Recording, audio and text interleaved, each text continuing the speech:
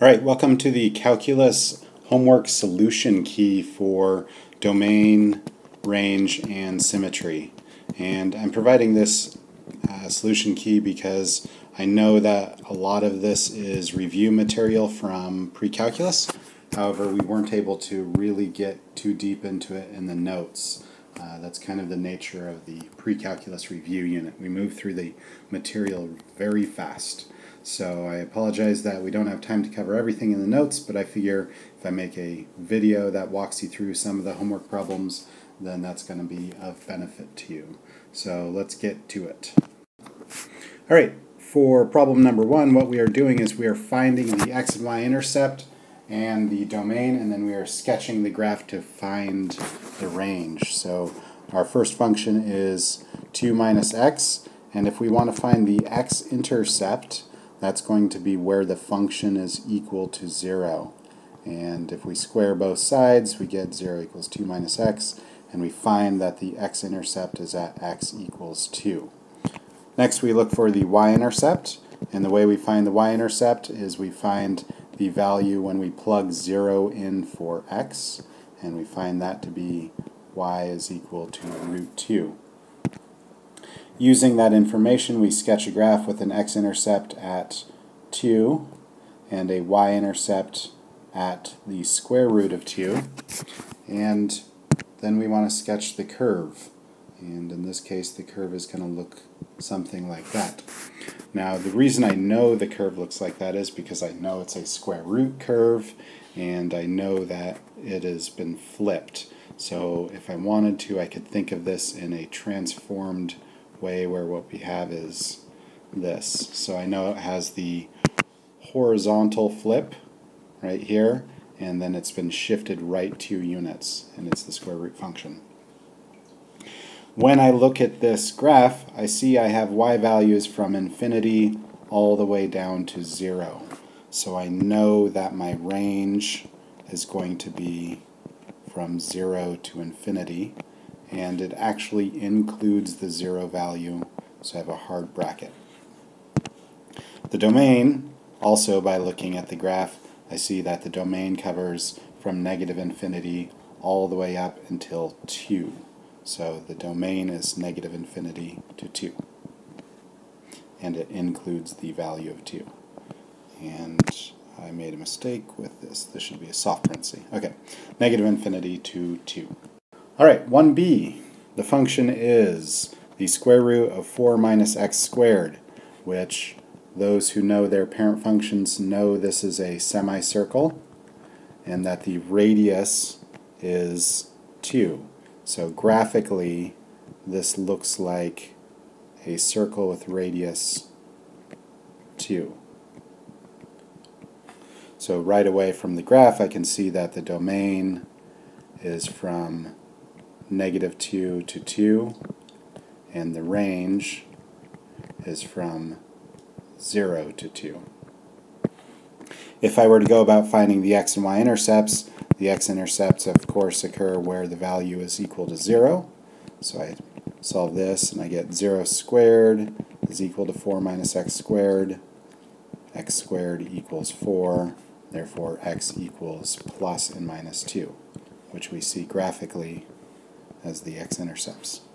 To find the y-intercept, I plug in 0 for x, and I get 4 minus 0 squared, y equals 2, which we see occurs right there. All right, 1c. This is actually perhaps a type of function you haven't been exposed to, and we'll see it occasionally through the year. It's kind of difficult to explain in a quick snapshot like I would in this video, but what we can do is we can turn to our graphing calculator if we wanted to see what this looks like. And really what happens is this breaks down into 2 functions. It breaks down into t minus 3 over t minus 3 if t is greater than 3, and it breaks into the opposite of t minus 3 over t minus 3 if t is less than 3. And that stems from the definition of what is the absolute value of x. So once we have this, we can see that t minus 3 over t minus 3 cancels to be 1, and t minus 3 cancels in the bottom, and we're left with negative 1. So what we have is a function that equals 1 if we are greater than 3, and it equals negative 1 if we are less than 3. And if we want to be precise, we should do open circles at those values. So at this point, I can see the domain is that t cannot be 3, but it can be any other value, and I can see that the range is only y equals plus and minus 1. So we'll discuss this type of function a little bit more in class. It'll pop up occasionally, but this one's a little hard. Okay, let's take a look at 1D. Okay, so 1D, what we have is a piecewise function, and it looks like the top piece is a quadratic that is shifted right 1. So if I were to just graph the top piece, it would look something like that. But it's been shifted to the right 1, so the vertex occurs right there at 1. However, they're saying only graph it when m is greater than 1, so we can erase everywhere where m is not greater than 1. So we're only left with the right half of the parabola. Our second equation is 3m minus 3, which is a line, and the y-intercept is negative 3, and the slope is 3, which means rise 3, run 1, and we wind up getting a line that looks like that. And we could continue it on the right hand side, but it tells us only where m is less than 1. So there we have a rough sketch of the curve, but at this point we can see graphically the domain is, it goes from negative infinity all the way out to infinity, so the domain is all real numbers. And the range, similarly, we start down at negative infinity and we keep going all the way up to infinity, so the range is also all real numbers. And if we looked closely at this point, we see they actually intersect at that value, so that's good. Finding the x and y intercepts, the x-intercept happens anytime that y equals 0, and in this 0, so we'll set both pieces equal to 0 just to see that the y-intercept is the same. Square root of 0 is 0, and we get m minus 1, 1 equals m. We check with the other piece as well. 0 equals 3m minus 3, 3 equals 3m, 1 equals m. So for both pieces we get the same y-intercept, which is good because our graph confirms that. If we want to find the y-intercept, did I say y? The x-intercept. Okay, the y-intercept, what we do is we plug 0 in for x, or in this case our variable is m, and we can see that 0 would apply to this piece, so we plug 0 in for that piece, and we get negative 3. And there's our y-intercept, and it's confirmed right there.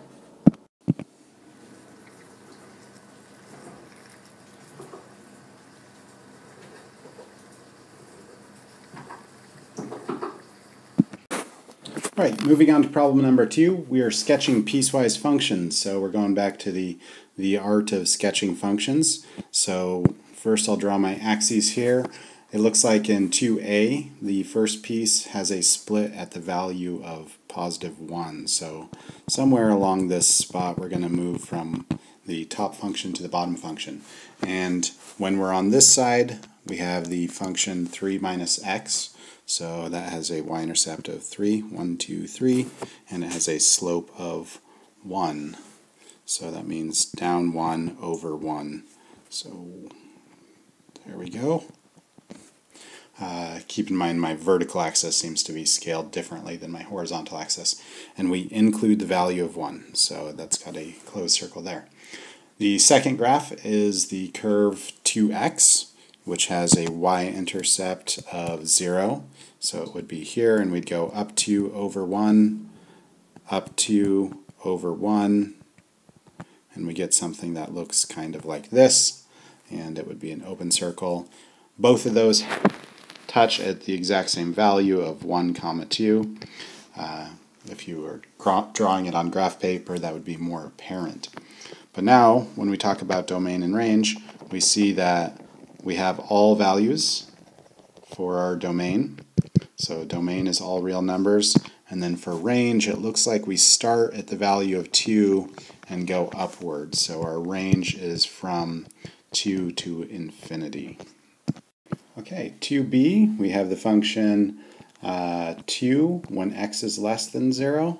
So we're kind of split right at the axis line. So this side is 2 and the other side is the square root of x.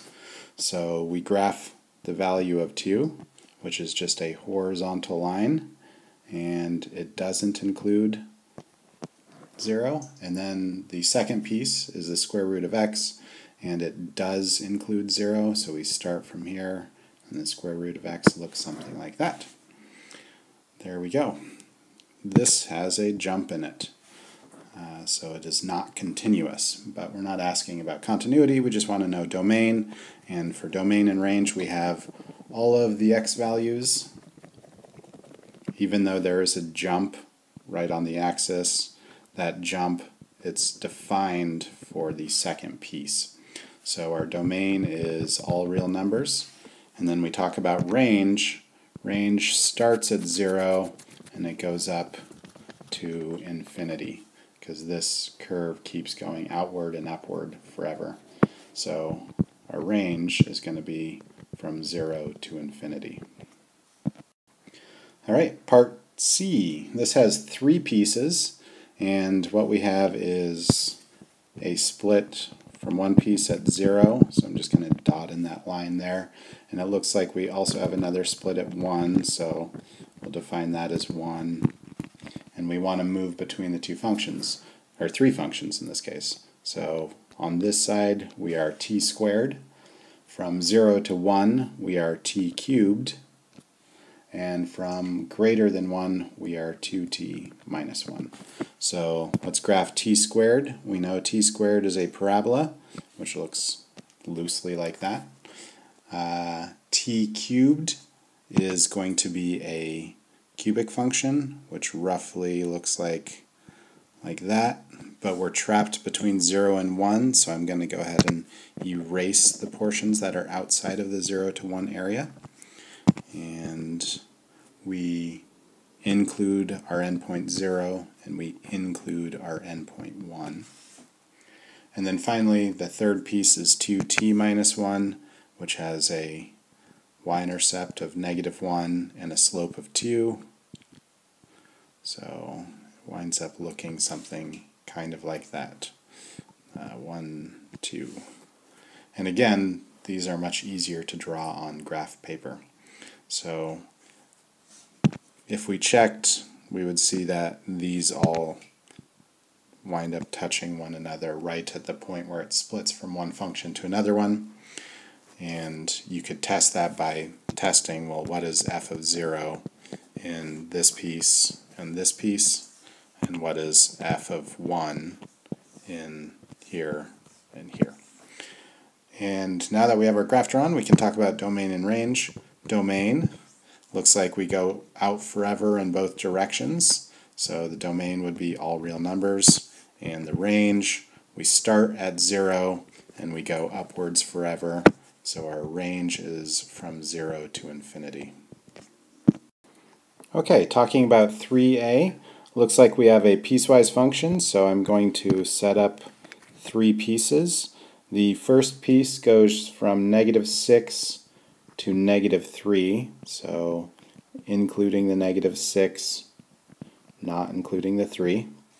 The second piece goes from -3 to 4, so -3, and we include the -3 and do not include the 4. There should be a negative right there. Okay. And finally, the last piece looks like it goes from 4 to 8. So, and we include the 4, but not the 8. So those are our 3 pieces, and we want to come up with a function for each piece. So let's talk about the first piece.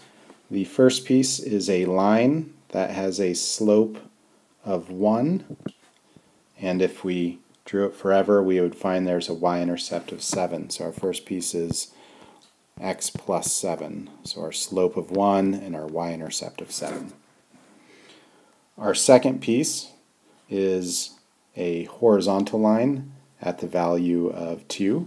So our second piece just gets the value of 2. And the third piece is a line, and it looks like the slope for this one is down 2 to the right 1. So our slope is negative 2x. And then to find the y-intercept, kind of have to trace it out till we get to where we want 12. Looks like 14, negative 2x plus 14. So there we have it, piecewise function for 3a. Moving on over to 3b. This one, it looks like we only have 2 pieces, so let's define it as 2 pieces. The first one is if x is less than 3, that'd be from 3 over. And the second piece is from 3 to the right. So if x is greater than 3, it looks like the second piece contains the value, so greater than or equal to 3. Then all we have to do is come up with the equation for each. The first one is a line, so our slope on our line is negative 1, and our y-intercept is 4. And for our second one, it looks like the slope is rise 2, run 3, so 2/3 x, and the implied intercept, if we kept tracing it out, would have been 2. So there you have the second piece. Okay, I'm not going to walk you through all the multiple choice because I want you to work on those on your own, but I will give you hints or guidance questions on them. The first multiple choice question, this is saying right here, which of the following functions has this feature? We know that this defines odd symmetry, so we're looking for something that has symmetry over the origin. Well, we know x squared looks like that, so that's not good. Go ahead and check the remaining 4 and see if any of them have symmetry over the origin. Number 5, you could think of this as x minus 2, the third root of quantity squared over x squared cube root. So that's the first piece right there, and then plus the cube root of x over x minus 2 cube root. And this should help you determine the domain, thinking of it in roots like that. So next up, domain on 6. We know there's a rule that we can't take the logarithm of a negative number, so we're going to apply that there. Moving on to the next page. Alright, number 7, this is talking about features of odd functions, and we know odd functions have the property f of negative x equals negative f of x. And I think the best approach for this is to determine just some sample odd functions and see if these statements wind up being true. For example, let's let f of x be x cubed, and maybe we'll let g of x be x to the 5th plus 7. Both of those are odd, and they're just test problems. And I would feed them into these things and see if we wind up getting another odd function. Number 8, understandably this one actually kind of doesn't fit in the context of this section. That was a mistake on my part. It's asking, it says that the function is continuous, and then they say when it's not equal to 2, it is this function. Well, if it's continuous and this function has a hole in it at negative 2, what is the y-coordinate of that hole? Because basically we're filling that hole to make sure it's continuous. And I apologize that this one got into the set. I'm taking it out for next year because it really belongs in a different set. Number 9, which of the following statements is true? This is just kind of checking to see if things are odd, even, where there's breaks, what are the intercepts. Maybe you don't know the word monotonic.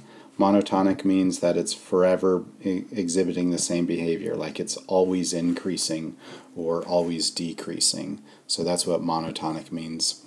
If you're trying to test whether E is true, I suggest you try a sample point and see what happens.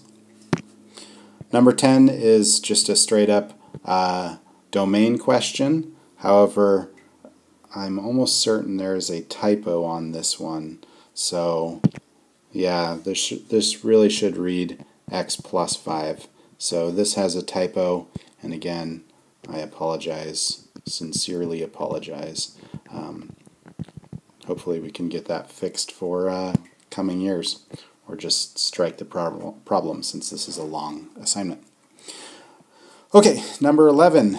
If you want to tackle this problem, what I would do is I would think about what is the parent function here, which is just 2 to the x, and what are the transformations that have happened to 2 to the x. And by the way, the sequencing here might be a little bit off now because I've changed the document. So pay attention to the question, not so much the numbers. Okay, 2 to the x then becomes 2 to the negative x. So the graph has flipped 2 to the x to 2 to the negative x. And then we put the negative in front of it, and that's going to flip it. And then we add 4 to it, and that's going to move it up 4. So what has happened to the range after those transformations? The next problem is a domain question. Nothing abnormal about that, so you just want to tackle the domain. It looks like the things we want to consider are square roots and denominators. Okay, number 13. Now let's not even talk about these by numbers because the numbers have changed. What is the range? Well, what we have here is, and my only hint to you is our parent function is 1 over x, which has a horizontal asymptote at 0. And we've shifted this curve to the right 1 unit and up 1 unit. So how does that affect the domain and the range? And some people will argue that A and B say the same thing, and we'll talk in class about that. There is a very, very minor difference between A and B, and you'll hate it, but it's pretty minor. The next one, domain is affected by the logarithm, so use that to help you determine the domain. Next one, again, domain is affected by logarithms, so you're trying to find the point where the logarithm is greater than 0, because you can't take the log of a non-positive number. You can't take the square root of a negative number, so use that. What is the domain of the function given by this? That's another just straight up domain question, so I did cover domain really well in the notes, so I think you should be able to tackle that one okay. Finally, number 18. This is a challenging problem in the sense that I can't think of a way to do it that is easy and quick. I think probably the best way to do it is test values, like f of 5 we know is 6. So we plug 5 into this and we're going to get 25 minus 1 is 24, over 5 plus 1 is 6, 24 over 6 is 4. Nope, this is not the function. Let's try another function, and on down the line, test all of them. But you'll want to test more than just one point. You'll probably want to test a couple points. So there probably is a different approach to this, and I'd be excited to hear if anybody else has alternative approaches to this problem. Okay, so thanks for watching this video, and I put it out to help you on a rather lengthy assignment. For the next year I will trim it down so that it's a slightly more reasonable assignment.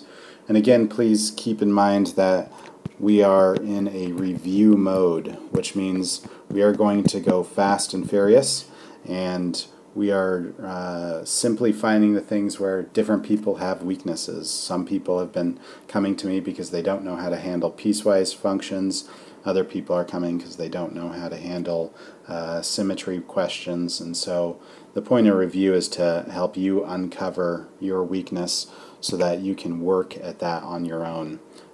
Please keep in mind that in calculus, when we actually get to the calculus material, this will not be the case. We will slow down and we will cover everything you need to know for the assignments. Now the questions may be hard, but I will be able to get to in the notes all of the material that you need to be successful. So thanks for watching. Hope this helps you out and enjoy your weekend.